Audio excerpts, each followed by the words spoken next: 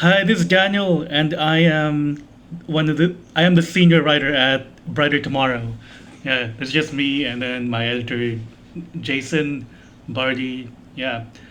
Although for about 2 years, it's just yeah, I was supervised by Daphne Castriel, who's now the editor in chief, and also Joseph Baskin, whose work is really brilliant. He's like an all-around jack of all trades, and he was there ever since I joined. So I think yeah, they're both very senior, and I think Daphne told me that if I wanted to suggest anything at all at the writers' meetings, I should make a video. So here I am, uh, and now I heard that we are currently going to contribute ideas for New Year's resolution stuff. So one thing I was thinking of was for each of us to talk about decluttering. So decluttering is this idea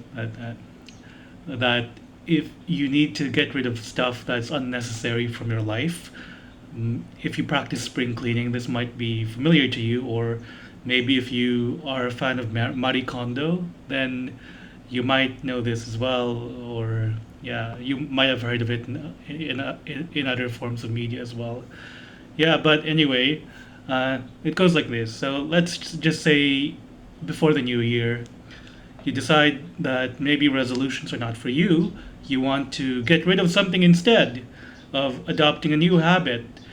So what we can do is get people to write maybe about 100, 150 words, some or shorter maybe, so that we can share this on social media, and then put something on a board. I imagine like an Instagram with a few people's stories, or maybe on LinkedIn.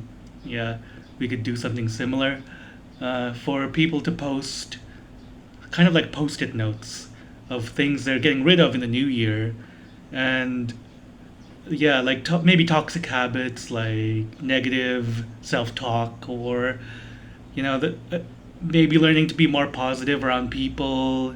Yeah, using your smartphone less maybe. Yeah, because there's all sorts of things that people can do in terms of resolutions, right? Like losing weight, but maybe it's not helpful because yeah, how are you going to lose weight? Like you're going to do that by not giving up pizza, your once a month pizza, although in my case it's every day. Anyway, so let's just say I got in the new year, I want to get rid of my daily pizza habit in order to lose weight. So see how much more effective that sounds. Yeah, so let's do something similar for our writing New Year's resolutions thing. Uh, okay, the next part of this video. Okay, I heard that I heard from Daphne there's a screenwriter, a professional screenwriter on our writing team. Yeah, first of all, greetings to you. I'm sorry I don't actually know your name, but if you do, I really want to ask if you know the show Midnight Diner. It's on Netflix. It's a Japanese show. Before Netflix, it had 3 seasons, and then Netflix took it.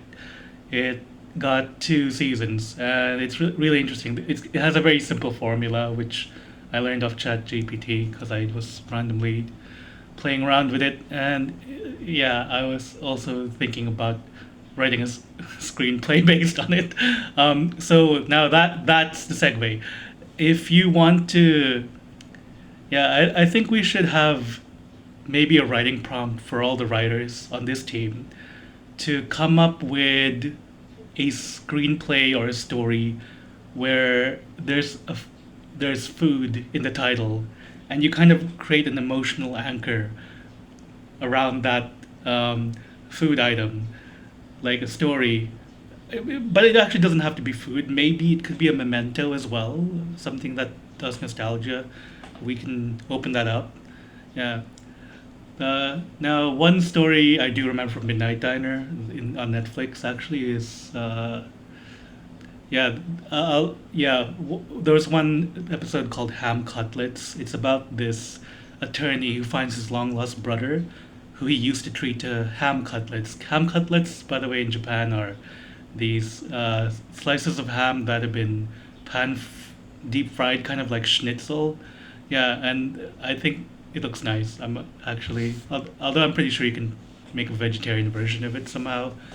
Um, with yeah, let's not talk about that because yeah, that's not the point. Anyway, but so if you want to do something similar in a short story, I think it's possible because Midnight Diner was originally a very short manga, and translating that into the written word would be very nice.